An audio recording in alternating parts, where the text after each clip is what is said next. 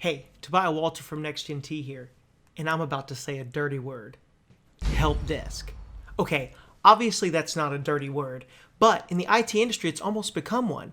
And that's not because it's really an awful thing, it's just too many people have gotten stuck there. The help desk is a great entry-level job and a great way to break into the industry. And I'm going to tell you about how you can do that in this video. And I'm also going to tell you about how, if you are stuck in there, how you can get out. Because really there's nothing wrong with being in the help desk for 1 to 2 years. And that's my first point. You have to move up sooner rather than later. To get that job, you had to be disciplined and self-motivated because you probably went and got a CCNA or a Net Plus or some type of entry-level cert so that you could qualify to be hired by that employer. And that employer hired you because of that drive and discipline you have. But many times you get into that job and it's comfortable and it's something that you can do easily and you just kind of get complacent and that motivation kind of tapers off and the discipline lacks. And the next thing you know, it's been 10 years and you're still in the help desk. You have to move up sooner rather than later. The second thing is you have to understand the big picture of the IT industry. Going in, you have to have a career plan, and you can't do that unless you understand the industry. So when you're thinking about the industry, there are several different types of pieces to that industry. First is the top, the manufacturers. These are the people that really create the equipment that we use within the IT industry. Now, those manufacturers employ a lot of network engineers, and they do need that for consultation and for helping with selling of stuff as sales engineers, as network engineers. But they can't sell to everybody. They only sell to your big players like your Walmarts and your Googles, your large companies.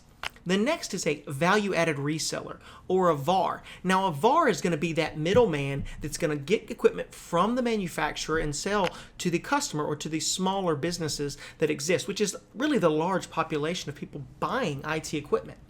And normally at the VAR, the network engineer not only helps sell that equipment, but they also help design the systems and even possibly install it, because a VAR can also be a managed service provider, which we'll talk about in a second. But the VAR is where you're going to get a lot of opportunities for projects because they have to help small businesses install. The next down, and I was just kind of talking about that, is the managed service provider, or the MSP. The MSP is going to work for these smaller businesses that don't want to hire an IT department or a full IT staff. They're going to pay a company to actually run their network, to do upgrades, to keep up with security features and patches, to monitor the network. They're going to do all kinds of things like that. That's what your managed service provider is going to do. And that's another great place to get involved with projects. The next one is the ISP, or the Internet Service Provider. The Internet Service Provider is what's giving you that WAN connection. They're how you're getting out to the internet, whether that be residential or commercial. A lot of people think about an ISP and they just think about, oh yeah, AT&T, Google, Comcast, some type of cable provider, that's how I get to the internet. Well, they also have to work with commercial businesses to help give them access to the internet as well, and that's what an ISP does. The last you have is the customers. Almost every customer has to have some form of IT, whether that's through a managed service provider or their own IT staff. So a lot of customers will hire permanent network engineers to work on staff. Now, you'll get projects there, but you're going to do more of maintaining the actual network that already exists and less project, because you're not going from company to company like you would at a VAR or an MSP. So really, if you want to get the most involved in projects, that's where you want to be. You want to work with those companies. And that's how you're going to make yourself grow and you're going to get bigger, is you're going to get involved in these additional projects. And that's where you're going to see that opportunity to take the next level and get out of the help desk. If you're stuck in the help desk, start looking for projects to get out of the help desk. Start looking for things that let people see, you know what? I can do this job. I can do more than take calls and handle the small things. So that's the big picture of the IT industry.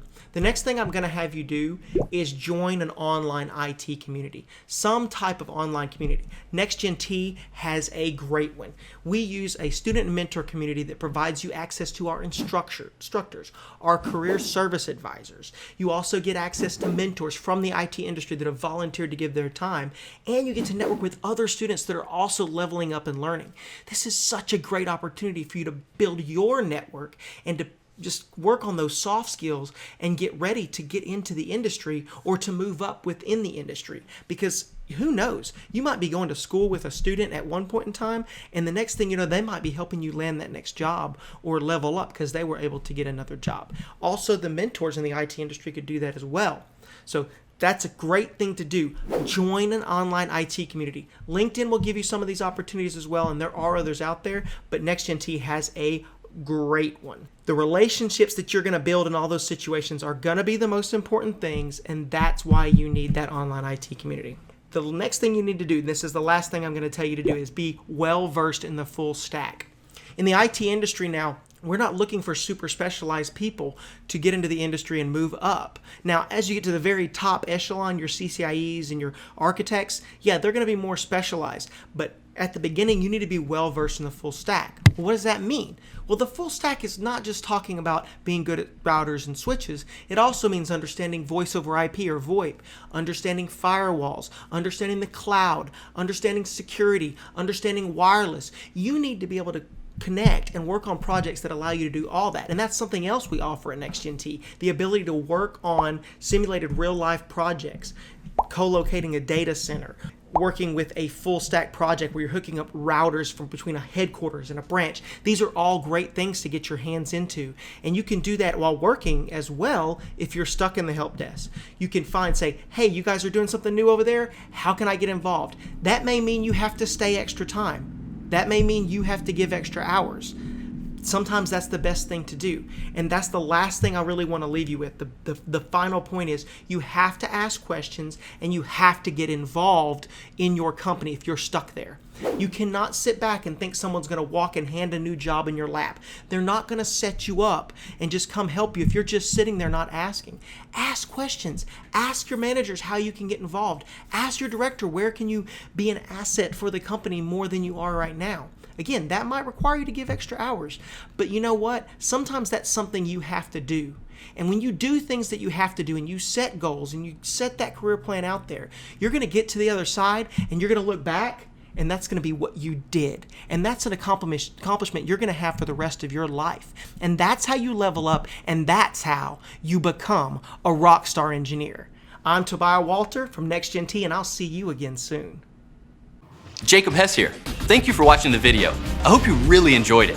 And I'd also like to remind you, if you're truly serious about your career in information technology, be sure to check out our IT engineer training programs at www.zerotoengineer.com.